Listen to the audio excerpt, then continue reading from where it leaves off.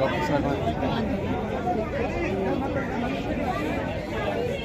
वो बहुत तकलीफ हुई आप लोगों की तकलीफ को। मुझे आप लोगों से काफ़ी भी फान मैं पहले और तरह से इसके लिए आप लोगों से काफ़ी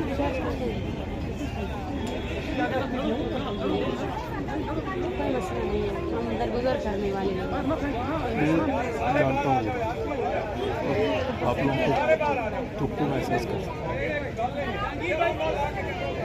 वो ठीक है। हाँ जी मैं बहुत पहले से बहुत बेहतर हूँ मैं ठीक हूँ। अकेला नहीं समझना, पूरी कौम आपके साथ। हम सारे गुनहगार हैं आप लोगों के। अभी भी हम आते हैं मजाक उड़ाने आप लोग बर्दाश्त करो।